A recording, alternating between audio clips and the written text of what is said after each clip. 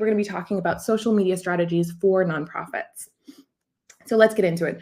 So real quick, Feathr is the nonprofit marketing platform. So we work with 1,200 nonprofits and counting. We support large organizations like United Way, International Justice Mission, and we also support small local organizations like the Humane Society of North Central Florida and Grace Marketplace and many others. And so we are built to help you expand and cultivate your audience. So reaching new people that don't know about your cause yet, reaching people who do know about your cause and trying to engage them and build those relationships over time. And, we can help you if your mission is to do something huge, like advance sustainable energy and spread that mission, across a huge audience, or sort of if you're focused on more niche causes or more niche audiences. We help, for example, Hope in a Future in their goal to support specifically faith-based foster care in Arizona. So no matter how big or niche your mission is, we can help you out and reach your audience. So Feathr is a digital advertising and email marketing platform. We have analytics, social media marketing, and we'll get into a little bit of that today with the focus on social media. But the tool is built with nonprofits in mind.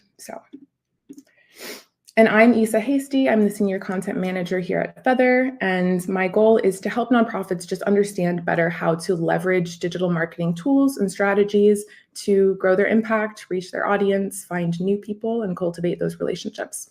And I included my email here in case you want to reach out. I'd love to hear from customers and from prospects. So if you're a customer and you are using the Feathr platform and you'd be interested in doing a case study with us or just chatting about results and all of that, always feel free to reach out. And then if you are not using Feathr but you have any questions, feel free to reach out to me as well. So love to hear from people.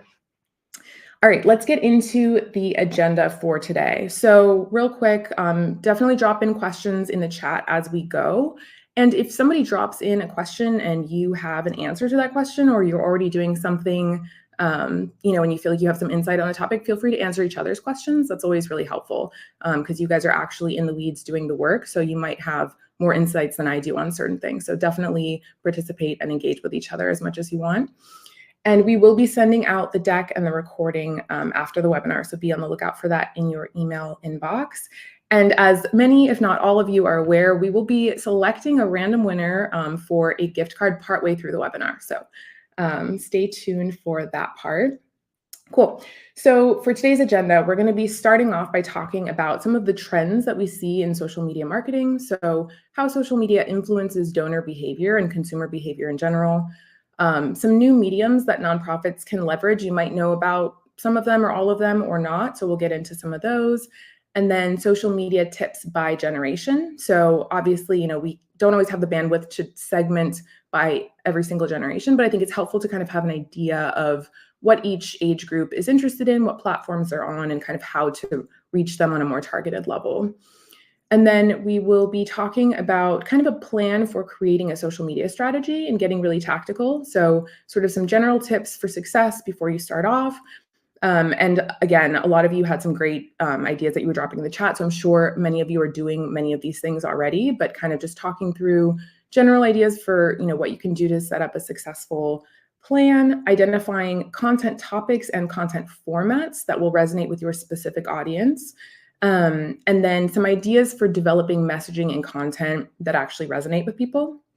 And then we'll talk through some of the platforms you can use and some sort of pros and cons, how to pick them, because that can be a hard process. And then we'll talk about tracking metrics so that you can kind of see what's working and what's not. And then I added some additional tools and resources at the end so that when you receive this deck, you'll be able to kind of click through those articles and tools and kind of check out some extra resources. So let's talk through some of the top trends in social media marketing today. So how does social media actually influence donor behavior? So social media, when we think about how we used to use it, even 8 years ago, it was a lot more about kind of connecting with friends, connecting with family, sharing personal updates. It's become a lot more about, it's become more of a source of information. So now the main driver for people using social media is to discover new information about things that are interesting to them, to educate themselves on topics that are interesting, and to connect with things we care about. So this could look like following celebrities and influencers, learning about topics that interest us. getting product recommendations, before we shop for something, maybe you want to like look at some reviews. And so it's more about sort of the buyer journey has turned into a self-educational, self-guided journey. And so social media has become a tool for us to sort of learn about things, and that can include learning about causes. And then I think, a lot of the data that's out there about social media marketing performance is related to consumer behavior in general, but that does translate into donor behavior. So for example, consumers that are influenced by social media are 4 times more likely to spend more on purchases, which does translate into donor behavior, because people who are more likely to spend more on anything are more likely to donate and hopefully donate more. Social media and online buying have also shortened the customer journey. And so, people are spending a lot of time on social media, buying things online. It's more convenient. And this is also a friendly reminder to make sure that your website and all of your online content are mobile friendly. And we'll get into some details of that in a little bit. But that is key before you start any kind of larger campaign or strategy, is making sure your website is mobile friendly. And then social media amplifies word of mouth. It's a great platform for influencer marketing, which we'll also get into. It's highly impactful for younger generations who are a little mistrusting of organizations, but very trusting of the people that they choose to follow. And social media is just a great way to humanize your cause. Like I said, a lot of you said you're doing sort of short form video content, raw video, and that's just a great way to sort of show people the behind the scenes human side of your nonprofit.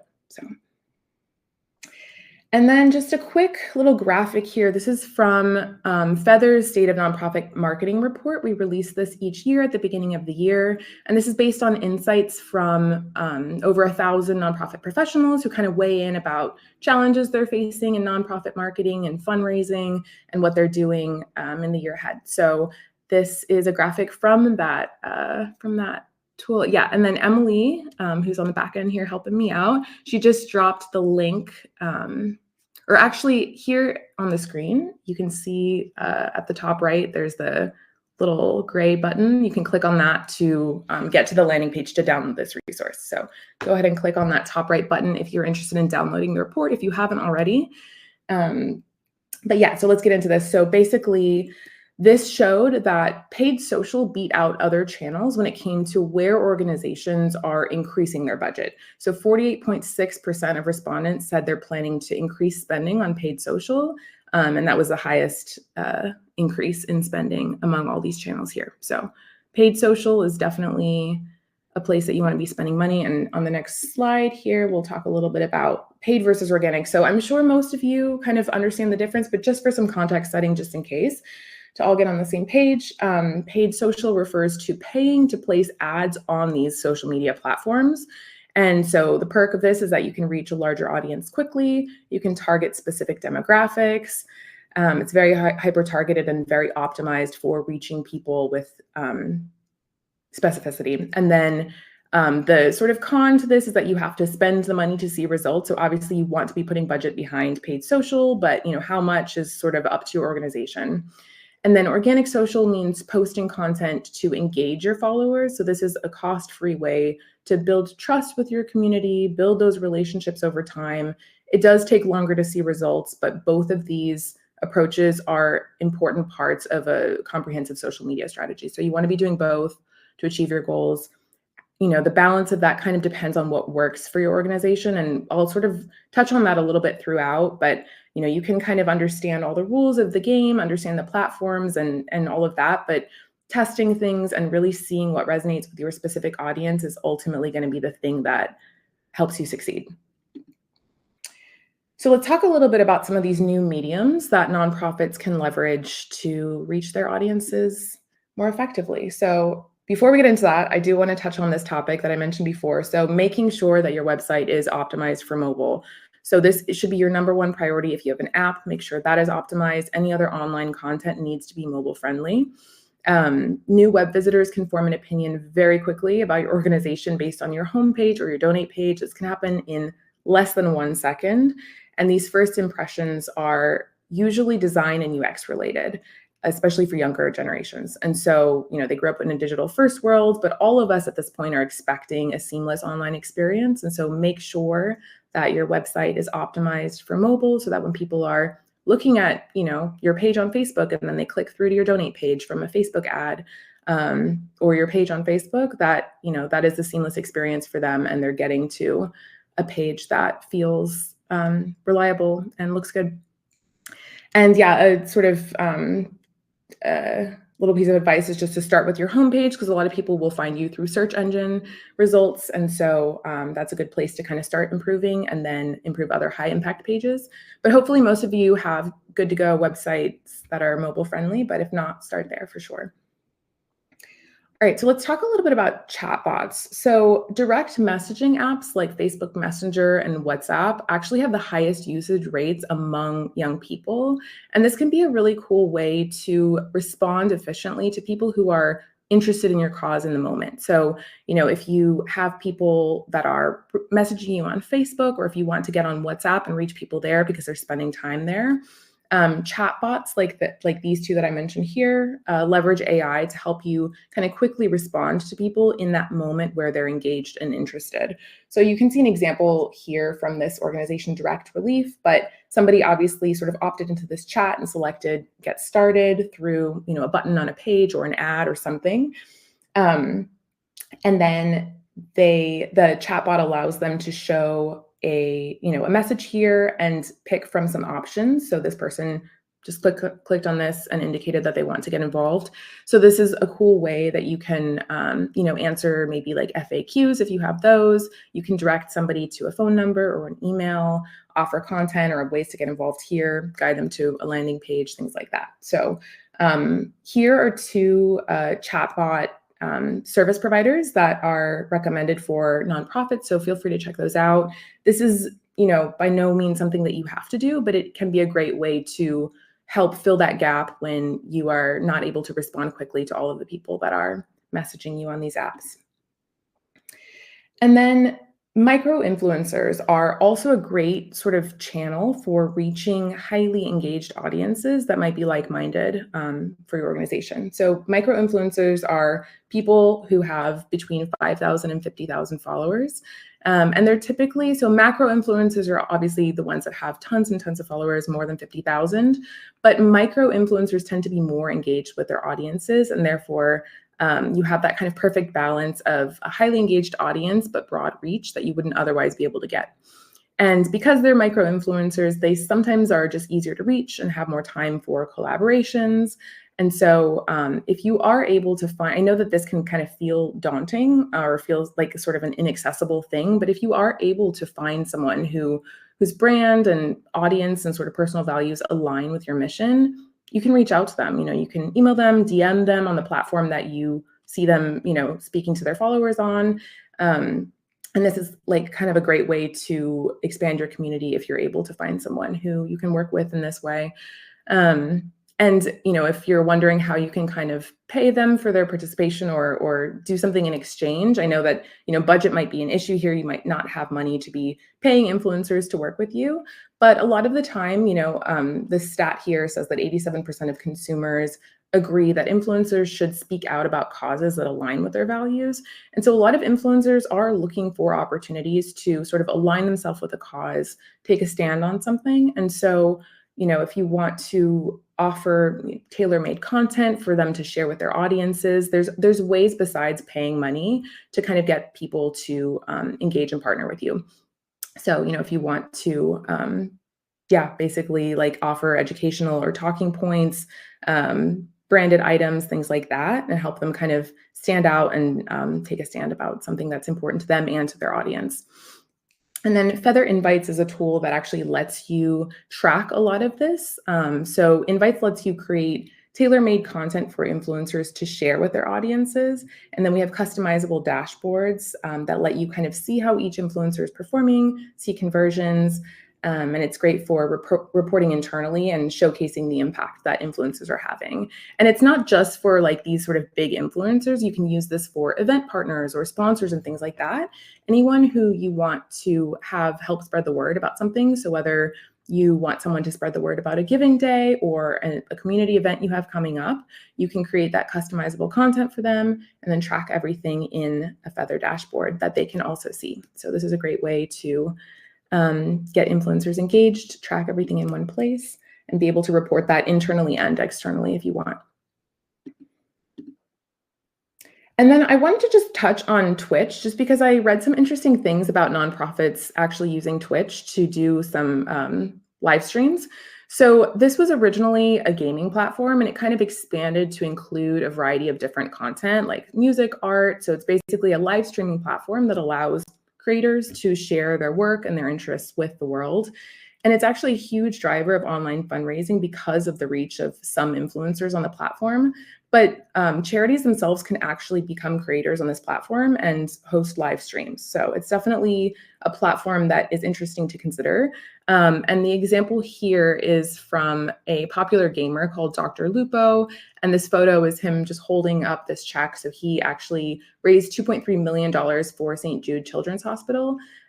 His goal was 2 million, and he was at the 1.3 million mark when someone showed up with this $1 million check. So this is obviously an amazing best case scenario. This isn't going to happen for everyone, but I think that platforms like this are just cool to know about, and just knowing that you can go and create your own account and host live streams to do fundraisers is great. And then Twitch actually has a charity tool that makes it easier for nonprofits to set up and host those live streams, and all funds go to the cost. So Twitch doesn't take any of the cut.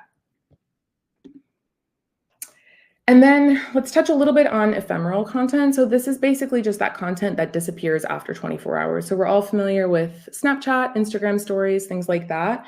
But this can be a really important tool for sort of driving a sense of urgency, creating some FOMO. You know, if you have a live event or a giving day and you want to kind of like tweet live updates as it's happening and keep people engaged throughout that time period, stories are a great way to do it. Snapchat is a great way to do it too, just kind of keeping people engaged in that short period.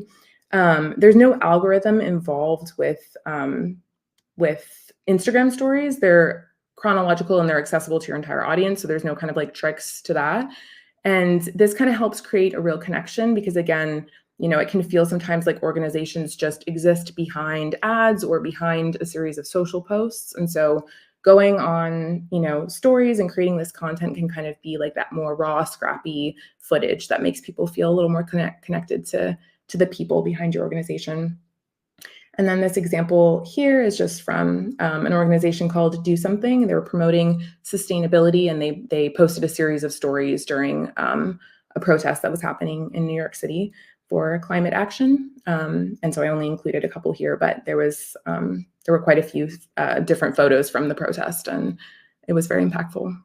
So, and this is also just a good opportunity to, you know, use hashtags, include lots of information here. You can see they're tagging people, tagging handles, things like that. Okay, so let's talk a little bit about social media tips by generation. So like I said earlier, you know, you might not have the bandwidth to be thinking about how to target Gen X women versus Gen Z, you know, students, but I think it is helpful just to kind of understand a little bit of context about the platforms that different age groups are spending time on, the types of content that interest them, just so you can kind of get your priorities in line in terms of what you want to be focusing on. And I also want to say that I know a lot of organizations want to reach younger supporters and younger donors. We actually hosted a webinar about that last month, and it is a huge topic among young profits. It makes sense. But it doesn't mean that you want to neglect marketing to older generations, because first of all, they have been loyal members of your community for years. They're often the biggest donors. And also they are on social media, as we're going to see in a minute. So definitely include all age groups in your social media marketing. There's no need to hyper focus on younger generations and neglect, you know, baby boomers and Gen X, because that could be a missed opportunity. So definitely try not to think blindly about capturing younger donors. You know, you want to find ways to pull those people in, but also keep in mind that all of your audience members can provide value. So, okay, so let's talk real quick about Gen Z. So social media marketing for Gen Z. So for these younger people, you want to focus on transparency, building trust. Trust is harder earned with this generation than older ones. So they're more likely to convert through like influencer marketing, social media videos, TikTok, places like that, versus more traditional advertising practices. And you want to make content that cuts straight to the chase with impact statements, statistics, success stories, things like that. focusing on short form video content, mobile optimized content like we talked about. You want to zone in on the niche platforms that they're using, again, if you can, if you have the bandwidth. So a lot of older Gen Zers actually do use Facebook. So that kind of millennial Gen Z cusp, there are a lot of Facebook users there. Instagram is also one that many age groups are using. So that's a good way to kind of capture Gen Z along with your other efforts. YouTube, TikTok, Snapchat. So I think TikTok and Snapchat can be the harder ones to get into, but earlier on, some people were dropping in the chat that they are venturing into TikTok. So that's definitely a place where nonprofits can have a lot of impact if you figure out a way to do it well. So leveraging influencers in your space as well, like we just talked about, that can be really, really impactful for converting this generation into supporters of your cause. So millennials are easier to market to than Gen Z, and they are also on some of the most prominent social media networks, so Facebook, YouTube, Instagram. And millennials prefer to consume multiple forms of content. So this means that you're a little more flexible in trying out, longer form video, short form video, podcasts, blog articles, things like that. So you kind of have more flexibility there in what you want to try out. And millennials also have a slightly longer attention span than Gen Z. So that can be helpful when you're trying out different types of content. And then, also, a lot of Gen Zers are of purchasing age, but might not have the finances to give. Millennials are more in a space of, earning a more comfortable earning place in their life. And so might have a little bit more disposable income to donate.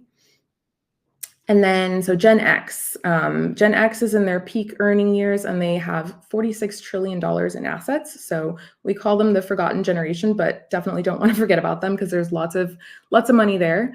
But there are a couple of sort of caveats. So Gen Xers are skeptics. This is largely because they were sort of the first generation to see 24/7 news coverage of corporate scandals, political scandals, charity mishandlings, things like that. And so there is a bit of an unease about anything organized. And so building trust is key. And that is key with every generation, really, but it is key with Gen X. And organic social can be a great way to engage and build that trust. And Gen X also, 43% of Gen Xers financially support a child or a parent, making them caregivers.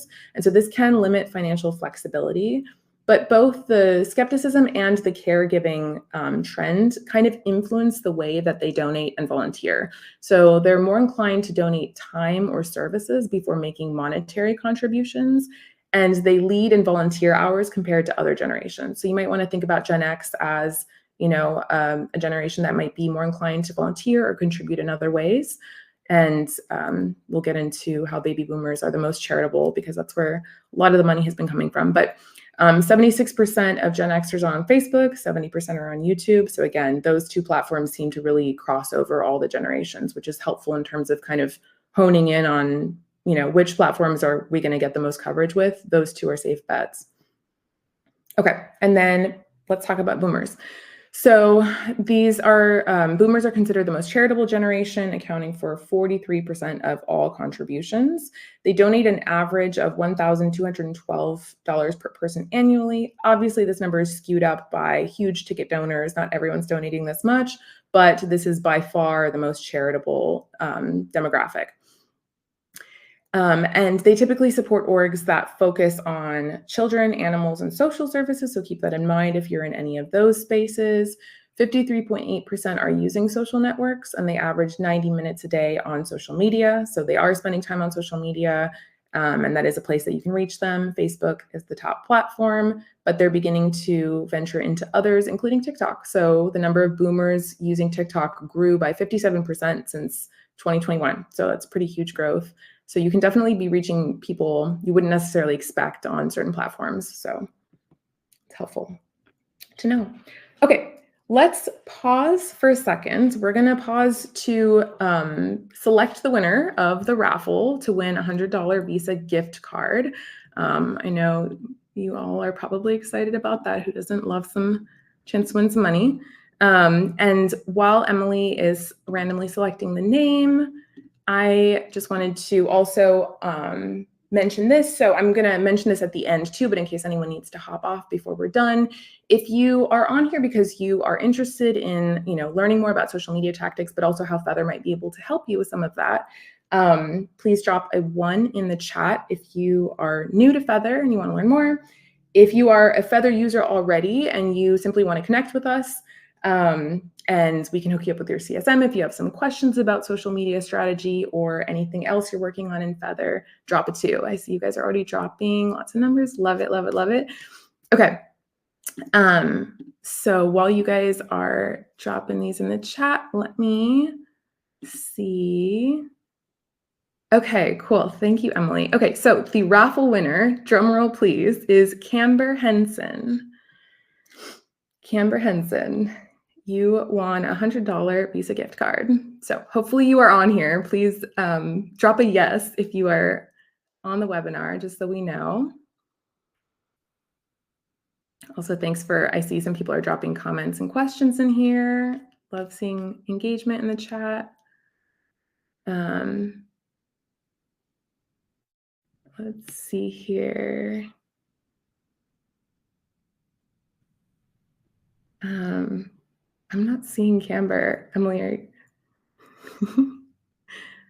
we'll wait just a couple more minutes. Want to make sure she's on.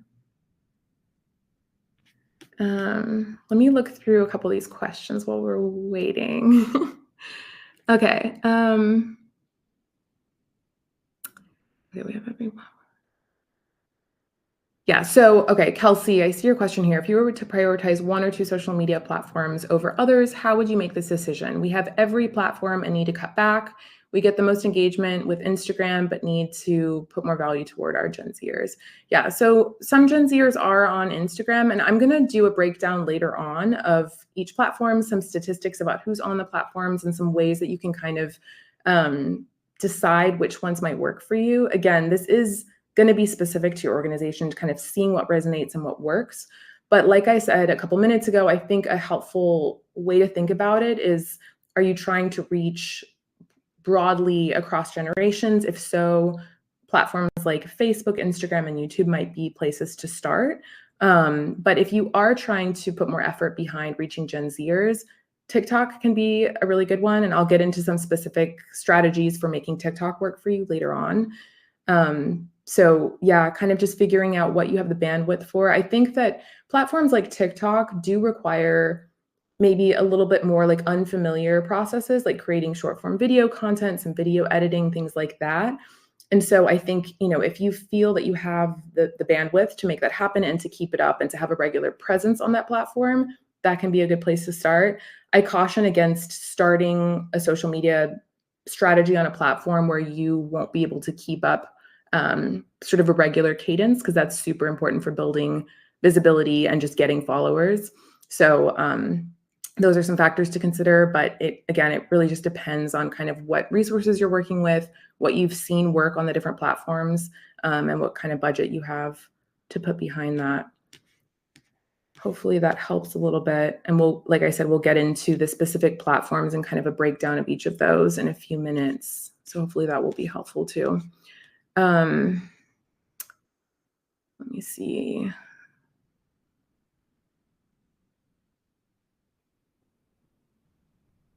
Yeah, and Jen, I saw that you asked about some examples of how people are using TikTok, and somebody responded, TikTok is still slow to grow, but have found that on both Instagram and TikTok, the behind the scenes and educational content seems to get more views. That's definitely helpful. And we'll talk a little bit later on too about how kind of just going live with information and just really like sharing what you know. Your organization is privy to so much niche information about the topic that you work with or the community that you serve. And it can be really powerful just to go on these platforms and go live and share information, or create videos where you're simply sharing content, sharing information about a topic that people might be interested in. And I think it's easy to overestimate how much people know. You might think like, oh, you know, I don't know how much value this information has for our audience, but I think when in doubt, always assume that you know more about your subject matter area than a general audience, and that they will appreciate any insights you have to share. Okay. Let's see. Sorry, I'm trying to catch up here. Did Camber, wait, Emily, give me a nod or a shake of the head. Did Camber ever respond? No, okay, so do we have, let me see here. Okay, well, we've got a new winner. Sorry about the confusion. Barry Miller. We just want to kind of keep people engaged and offer this as a little incentive to join. So want to make sure that people are on here when we select their name. So Barry Miller, if you are on here, drop a yes. I'm also seeing other people say yes, but none of them are Camber, so we'll iron out this process. Yes, Barry. Okay, congrats. You won $100. Cool. Okay, awesome. Thank you guys so much for engaging here. Yeah, Kelsey, I see your response here. Glad that was helpful. Okay, I'm going to go back to the presentation and then I'll come back to questions at the end because I want to kind of power through this next section.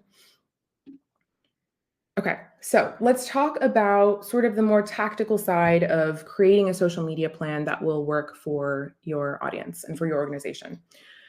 So before we go into specifics, let's talk about just some sort of general tips for success. So it's never late to try something new. So I say that to, the organizations that are maybe questioning if they have what it takes to start TikTok or, Snapchat or anything that you feel like you need to kind of venture into, but it feels daunting or overwhelming, and you don't know where to start. If you feel like it could have a positive impact and you feel like you have the bandwidth for it, go for it. It's never too late. It's actually the opposite. If you don't try new things, you will fall behind. So never think about it as like, we're already too behind, it's too late. Definitely experiment with things, test things. That's the way to succeed with social media. And then, I got thrown off by all of the chaos before, but before I started this section, I wanted to ask this little question in the chat. So I see people dropping answers in, but what is the biggest blocker to your organization's social media efforts? So let's go back real quick. I wanted to add this slide. Okay, so before I get into that section, sorry. So drop some answers in the chat. I just want to hear from you guys about sort of what some of the barriers and blockers are to your efforts. Time, yeah, for sure. That's a huge one. I know that a lot of platforms are constantly changing and updating things. There's just a lot of platforms to choose from. Competing priorities, social media can take a back burner. Lack of knowledge, yeah, time seems to be a big one. Understaffed. Okay. Yep. Seeing a trend here. Yeah, keep dropping answers in because I'm just curious to hear if it's mostly about budget and bandwidth and things like that, or if it's also sort of the tactical side of knowing what to post and where to post. Yeah, it sounds like it's kind of a mix. 7 Facebook pages, 2 Instagram pages, 1 YouTube, and Pinterest. That is a lot. Props to you, Abby. Context and audience. Okay, cool. We're going to get into some of this now, but I just wanted to kind of kick off with that question. Okay, cool. Let's get back to it. So like I said, never too late to start something new. Get experimental, try things if you think that they can work for you. It's also never too late to break up with a platform that's not working for you. So if you've been trying something and it's not giving you results, you don't have to keep doing it just because you started it. So stay nimble with social media. There's no other way to succeed with it. It's constantly changing. It's hard to really master it. And so the only way is to kind of stay nimble and see what works and make changes as you go. Consistency is key. So I said this a few minutes ago, showing up regularly for your audience is going to be one of the biggest factors in not only keeping you top of mind and keeping you showing up in people's algorithms, but also just building trust and building legitimacy. So, if you're showing up regularly, you will gain that trust and build those relationships over time. I've seen brands and people that I started following in 2020 or 2021, and they had maybe a couple thousand followers. I've seen them grow simply through going live, sharing information, showing up regularly in a way that is helpful for their audiences. So that is a huge way to build that trust, is to just show up. And then the 80-20 rule refers to making roughly 80% of your content entertaining, inspiring, educational, and keeping 20% of it to promotional. So you don't want to be mostly asking for donations, mostly talking about your events. You want to keep people inspired and engaged through other types of content, because really time is a huge asset for people, and it's you want to be showing up in a way that fits into their lives and not expecting people to have endless time to hear about what your organization needs from them. So it's about kind of balancing, finding a brand tone and sort of a style that resonates with people and feels personal and entertaining. And then you can make the asks after. And then also accepting that not everyone will become a donor. So kind of be open to other ways that people can support your cause. Like we talked about, Gen X might volunteer before they donate. They might donate down the line, but not right away. Gen Zers might not have the finances to donate, but might be interested in getting involved in different ways or sharing your cause on social media with their friends. So definitely stay open to people supporting your organization and your mission in ways other than becoming a donor. And then, so let's talk a little bit about identifying content topics and formats. So what do your people actually want to hear about, right? So this could be, emotional stories, case studies about how you've helped the people that you serve. It might be promoting programs that you offer. If you have an upcoming event or a giving day, that might be a topic that you want to speak about. Impact reports and milestones of your organization can be really impactful. News stories, educational or how-to content. And then you've got the kind of behind the scenes, like staff, donor, volunteer stories, that more personal side of things. So thinking about what people actually want to hear from you and then focusing on those topics is really helpful. Because I think it can be overwhelming to try to come up with a strategy without first understanding what you need to be talking about and in what formats. So we'll get into formats in a second, but I just wanted to show a couple of examples here of what these organizations have kind of chosen to focus on. So this is the Peninsula Community Foundation of Virginia. This is a Feathr customer, and this is actually an ad that they built in Feathr that they used in a Facebook campaign to promote a local giving day that they were hosting last year. So this was a super successful giving day. They host this each year, and it's always really, really successful in terms of the number of donations they bring in. But yeah, so, this is a case of we've got this giving day coming up, and this is what our community needs to hear from us. And then we have the YMCA of Metropolitan Fort Worth, another Feathr customer.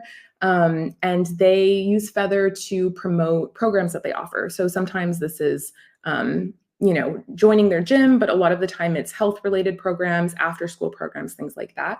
And so if you know that your audience might want to know more about these programs or community events, things like that, just sort of hone in on what those topics are and focus your messaging on what people want to know from you. And then how do they want to hear about it? So again, you want to use sort of a mix of formats. You don't want to only do one thing, but photos, infographics, live videos. We'll talk a little bit more about that in a minute.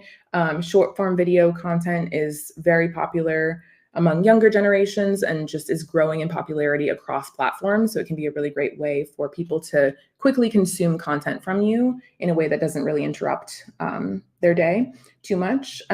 Longer form articles, impact reports, things like that are other forms of content that people might want from you. And then I included just a couple examples here.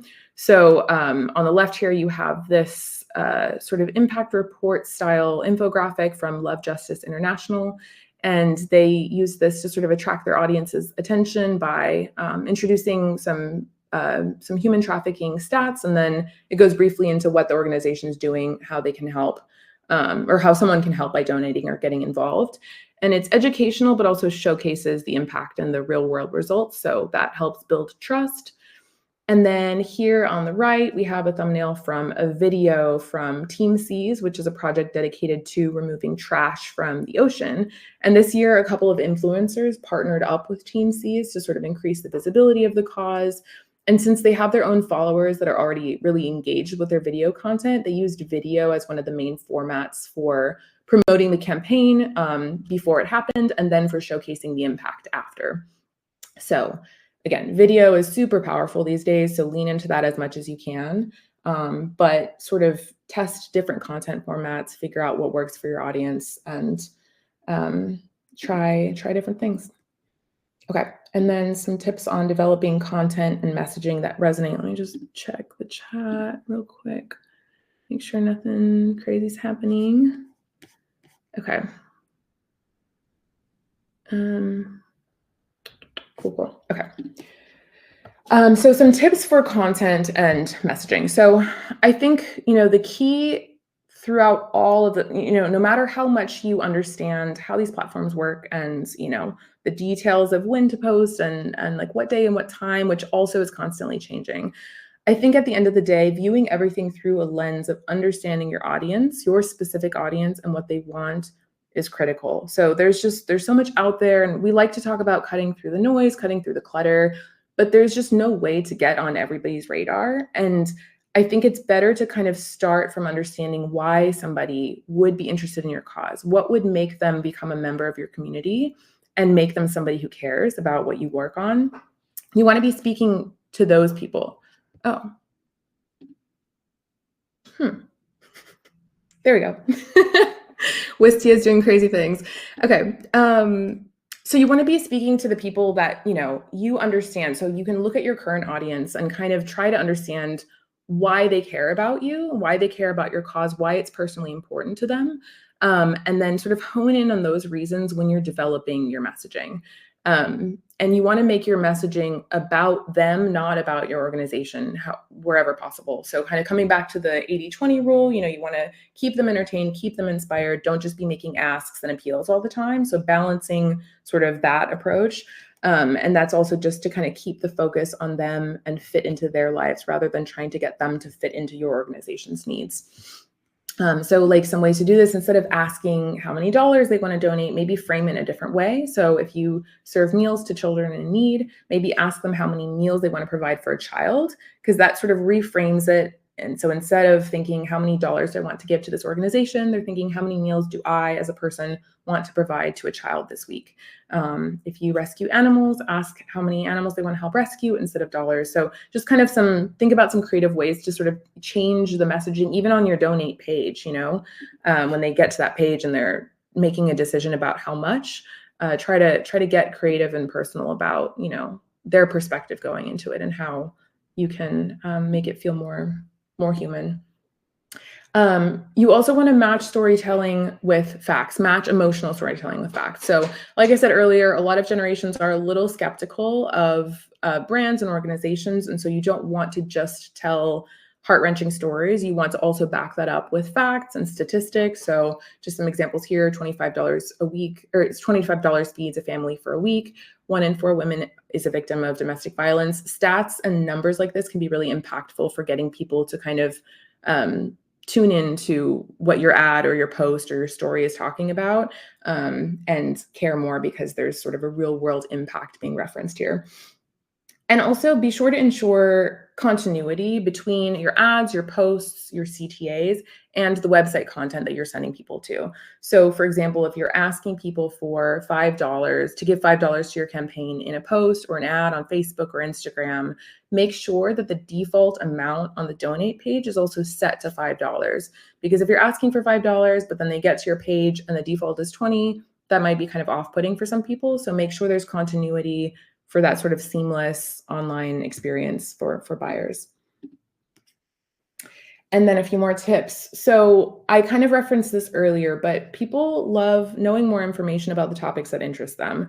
And also consuming video content has become just so easy. You can do it while you're on the way home from work, on the train, cooking dinner, things like that. So it's a really good sort of format for delivering in-depth content or educational content in a way that's consumable easily for people. So, you have subject matter experts at your organization. You might be one. You are super plugged into a specific community, a specific set of issues. And so you want to, educate people on that and share about your cause, share about these issues, because who better to educate people on this specific issue than your organization. So going live on Instagram, TikTok, places like that can be a great way to just get people tuned in and plugged in as you're talking and just sharing information. And like I said, don't overestimate how much people know about the topics that you are an expert in. They probably don't know as much as you think. So definitely just like get in there, share information. People want to hear from you. And then using geofilters is a good way to ensure that you're reaching people with relevant messaging. So Feathr offers geofiltering on all campaign types, so advertising, audience expansion campaigns, retargeting, all of that. And that includes Facebook and Instagram campaigns. So you want to kind of get as specific as you can with the actual physical locations of where you're targeting, if that's relevant. And this can also be a really good way to, a lot of you might be trying to balance the sort of educational, fun, entertaining side of things with potentially a highly sensitive issue. And so one example that comes to mind for me is a Feathr user called the Food Bank for Central and Northeast Missouri. And I spoke to that customer earlier this year about some of the geofencing campaigns that she runs. And she talked about how she likes to use geofilters on all of her campaigns so that the neighbors who are receiving services and receiving food from the pantry aren't seeing ads on Facebook or Instagram or elsewhere about donating, right? They're seeing ads about the services available to them, where pantries are, and then she's actually targeting higher income neighborhoods or shopping malls or events with those ads asking for donations and things like that. So geofilters can be a really good way to simply make sure that people aren't seeing the wrong message from your organization. And then last but not least, just get creative, have fun. That's kind of the overall theme here. So test things, see what works. But, if you're posting and you're not sure if it'll resonate, is it something that you would engage with? Is it something that your kid would engage with, your parent, an aunt? Like, think about it in a sort of personal way for you to think through whether it would be compelling for a real person that you know.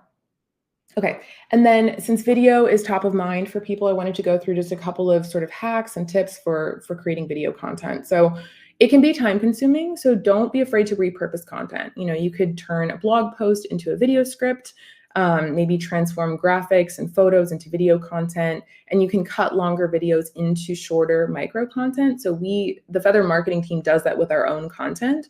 We'll create longer videos or even these webinar recordings and kind of splice them up into shorter, more consumable pieces of content to share on different platforms. So that's definitely a good way to cut down on time and still create multiple pieces of content that you can use on video platforms.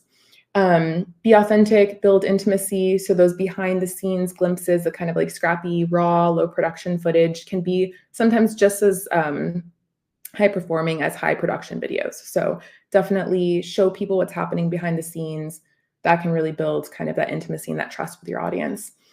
And then tell real stories. So remember to focus on the people, the animals, the issues that you're working with, and find ways to connect your audience's emotions to those issues. And then I included here a couple of affordable video editing tools, if that's interesting for you. I included these on the last slide as well, along with a couple of other editing tools that I think are helpful for nonprofits, but feel free to check these out. They are pretty affordable. I think they each have a free version, and then the first tier of paid is pretty low cost. So check those out if you want something that'll make it easy to kind of create this short form video content and edit it and make it appealing for your audience. Okay, now let's get into picking your platform. So I know this is sort of a big one for people, kind of not knowing where to focus your efforts. Should I be on all the platforms? Should I just be focusing on just a couple? And again, that is up to your organization, but I want to talk through just some of the stats of how who's on each platform, and a little bit of information about how to optimize your strategy if you choose to use any of these platforms. So let's start with TikTok. TikTok has 1.5 billion monthly active users. 102.3 million of them are in the US. TikTok is great for consuming a lot of information quickly about a topic. I know I personally use it for that. If there's something I want to know more about, I know that I can go on TikTok, search for it, and quickly consume 10 or 15 videos about the topic and get sort of different takes, different information about it in a short time period. So that's one of the perks of TikTok, and it's great for education, growing awareness, things like that. So TikTok videos are typically between 15 seconds and 60 seconds long. The max is 10 minutes, so you can get a little longer with that. But I think shorter form videos are sort of the popular way to go with this. You can add music, filters, effects, and edit relatively easily inside of the platform. This is a good platform for showing the humanity, again, those videos of what's happening behind the scenes, sharing volunteer experiences. If you are doing a food drive and you have volunteers, just take some videos of people sharing their stories. If you are able to get stories from the people that you actually serve, that's highly impactful too. That can, again, be a sensitive sort of subject and hard to do. But if you're able to connect with people and get them to share the real life impact that your organization has had on their lives, that can be amazing for video content. And then TikTok for Good is a hub that TikTok offers for charities. And so there's lots of sort of inspiration and examples on there of how to use the organic side of the platform. So definitely check that out if you're starting off with TikTok and you want to get some tips and tricks on how to optimize your organic TikTok strategy. Okay, Instagram for nonprofits. So Instagram has 2 billion monthly active users. 50% of people have visited a website to make a purchase after seeing a product or service on Instagram stories. So people are seeing things on Instagram stories and then going and buying things, but this translates into donor behavior as well. So people who are seeing your cause and seeing you talk about your mission on Instagram stories are more likely to then go and donate, go engage with your website, attend your events, things like that. Some tips. So be sure to set your account to public. Most of you probably have done this, but this makes sure that people can follow your account without needing to request it. Back in the day, I remember a lot of brands had private accounts and that has changed. So make sure things are public so that people can see you without following you, but also can easily follow you, which is the goal. Use tag handles in your captions and your stories to expand visibility. So when you tag people or organizations in your photos, so you can tag people in the caption, right? But if you tag them in the photo, that places your photo in their tagged photos on their accounts. So this is just a great way to increase reach and to show up on more people's accounts. Doing this with volunteers can be impactful as well. So if you have, again, an event and you have volunteers there, you're posting photos of them, tag them in the photos if you can, and that'll make you show up on their pages. Like we talked about earlier, using that ephemeral content to create a sense of urgency. So using Instagram stories is really impactful. You can also save them to your story highlights. So if you have a series of stories that you want to kind of live on your page forever, you can do that with story highlights. And then Instagram Reels are similar to TikTok. So, you can create these short videos. They're 90 seconds max, which is shorter than the maximum for TikTok, but it's kind of a similar format. And you have free access to filters, music, and other editing tools with Instagram Reels as well. So that can make it easier to kind of get started with that video content. All right, Facebook for nonprofits. So Facebook has so 98.5% of people access Facebook through a mobile device. So again, this comes back to optimizing your site for mobile. If people are seeing your posts and your ads on Facebook, you want them to be able to easily navigate your website if they do click through.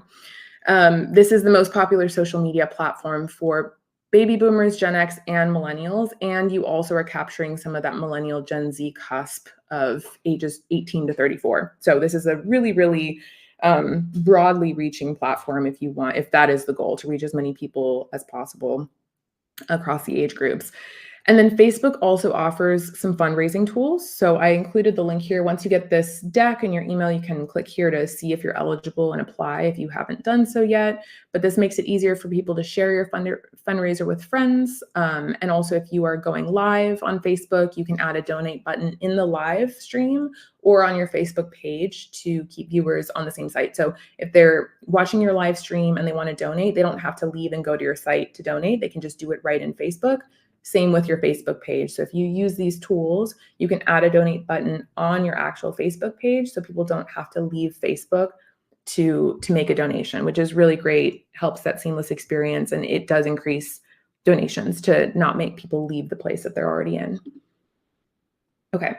Last but not least, YouTube for nonprofits. So YouTube is the second largest search engine in the world after Google. So optimizing your keyword strategy is actually really critical. You want to be showing up, at the top of the results in YouTube if you can. So using relevant keywords in your video titles and your descriptions to help videos appear at the top is a good strategy. 70% of viewers have made a purchase after seeing a brand on YouTube. So again, if you're showing up on YouTube, engaging with your audience, people are going to be more likely to go to your page, make a donation, because trust is built relatively easily on YouTube. And then YouTube Shorts, which I've seen more and more on my own personal YouTube page as kind of a cool format. This has 1.5 billion monthly active users. So I'm kind of seeing this leveraged more by brands and nonprofits. Another great way to create sort of bite-sized content. And there might be opportunities here to repurpose YouTube short videos and TikTok, so if you kind of have created a video for TikTok, you could repurpose that for YouTube short. So some good ways to kind of cut down on the work there as well if the videos are similar in length. And then add CTAs in your videos to drive action. YouTube is another huge channel for influencer marketing. So if you're looking for influencers that might be aligned with your cause, YouTube would be a good place to look for people who have followings. And then YouTube also has a nonprofit program, so you can check for eligibility here in this link. And this just helps nonprofits connect better with supporters, volunteers, and donors. Oh, that was not the last one. LinkedIn is the last one. So I wanted to touch on this one because I have gotten some questions on previous webinars about using LinkedIn. I think this channel probably will feel the most different because it's more about networking and professional connections than about sort of that meaningful human entertaining side of life. And so if, most of your story or most of your social efforts are around storytelling or emotional stories, impact statements, things like that, this channel might not need to be at the top of your list, but if you do want to try it out, I wanted to just offer some tips for that. So one quick stat here, 39% of LinkedIn users pay for LinkedIn Premium, which is high. And that means that this community is highly engaged and serious about this platform and what they can get out of it. And so, LinkedIn pages show up higher in search engine results. And so this can be a good reason to create content on LinkedIn. So you can publish blogs, you can share news stories, share educational stories. Be sure to maintain a professional tone on LinkedIn and kind of publishing at a consistent cadence so that you maintain that regular presence and show up for your audience. If they're expecting you and they're serious about your cause, you want to be showing up regularly. And then LinkedIn can also be really helpful if your nonprofit is looking to hire staff or if you're looking for volunteers. And it can be helpful for spreading information about relevant issues. And also you might have some big influencers or business leaders who aren't necessarily on other social platforms, or they're less accessible on other social platforms, but easier to reach on LinkedIn. So this can be a good resource for finding people who have a broad reach or a big influence or just business leaders in your space. So consider it for those specific needs. Okay, and then this is the last section here. Just wanted to talk a little bit about tracking metrics across platforms. So you want to keep an eye on, in terms of organic social, you want to keep an eye on likes, shares, comments on posts. You want to keep an eye on follower retention over time, just to make sure that you are retaining people and growing your audience, not losing people. If so, you need to reevaluate your strategy and your content. Follower demographics. So business pages on all of these accounts offer information on the demographics of your audience. So check that out just to kind of see who you're resonating with, what you could be doing to resonate better with different groups. Campaign click-through rates and conversion rates from social platforms. So just wanted to mention here that for, any campaigns that you are running in Feathr, obviously all of the tracking and reporting is built in, but you can also track in Feathr campaigns that you're running outside of Feathr. So for example, if you are running a Twitter campaign, or even if you're running an ad campaign on a dating app, which I'll get into an example in a minute, you can track all of that in Feathr using what we call tracked link campaigns. So you basically can generate in Feathr a custom URL that you use in your marketing materials for that campaign. You can do this for LinkedIn, Twitter, dating apps, things like that. You just have to have this Feathr superpixel installed on the destination URL. So the donate page or the volunteer page, wherever you're sending people, you need the Feathr superpixel installed on that page. And then you just tack on a unique short link to the normal URL, and you use that URL in your marketing materials. And that pulls all of the information into Feathr so that when you're running reports about your Feathr campaigns, you can also see alongside all of that, all of the other campaigns that you're running on other platforms. It helps centralize your reporting. It helps with just creating a sort of comprehensive view of everything that you're doing to better see what's working, what's not, viewing conversions across platforms, all that good stuff. And then this example that I included here is from Palmetto Community Care. So this is another Feathr customer.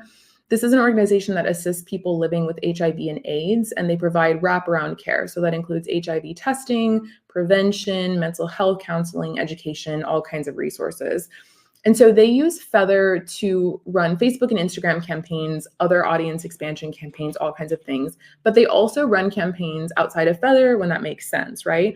And so the ads here are actually from an ad campaign that they ran on Grindr, which is an LGBTQ dating app, because the built-in audience on that app is an ideal target audience for their messaging and for some of their services and resources. But they were able to pull in all of the data from that campaign into Feathr.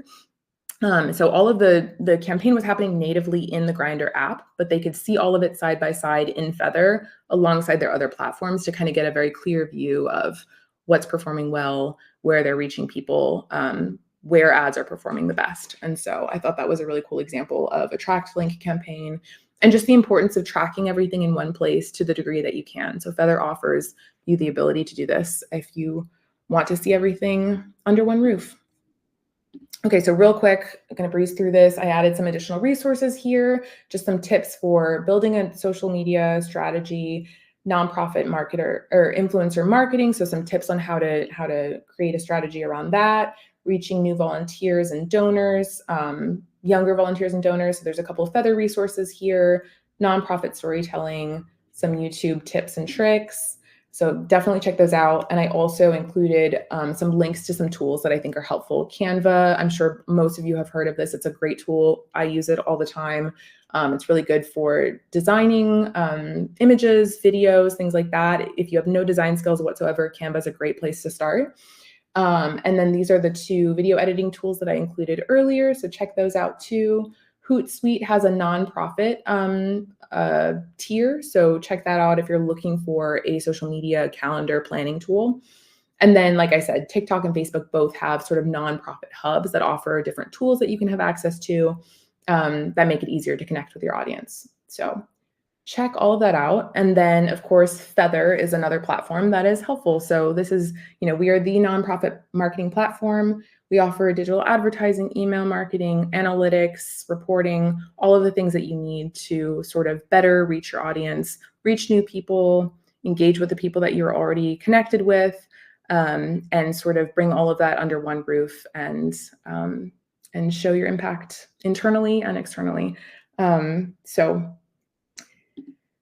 Yeah, all right. That wraps things up. Went a couple minutes over, but thank you everyone so much. Once again, if you are new to Feathr and you like what you saw here, you want to learn a little bit more about how Feathr can help your organization with your goals, drop a 1 in the chat. And if you are a Feathr user already and you simply want to connect with your customer success manager, drop a 2 and we will reach out. Okay, I know we're over time, but I'm going to just kind of look through a few of these comments and questions here. Also, there's a ton of questions in here I'm sure that we didn't get to, but if you did ask a question that we didn't get to, someone will reach out and connect with you about the question. So rest assured, we will connect. Let's see. Thanks for all the feedback, the positive feedback, guys. That's really helpful to hear. Okay. Okay, we're unable to add the donate button to our Facebook page and can't get through to anyone to get settings updated. It only gives us an option to sell things, which we don't do. Okay, I don't, yeah, sorry, I don't have an answer for that one. Hopefully you can get through to somebody. It's weird.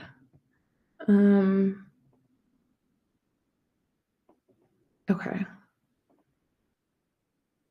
I'm gonna go ahead and close out because I know we're over time, but we will get these questions answered. Someone will either reach out to you or we'll get them answered in the follow-up email, but definitely expect the presentation deck and the recording to this webinar in your email inbox tomorrow. Glad this was helpful. Thank you everyone so much for joining. We'll see you next time.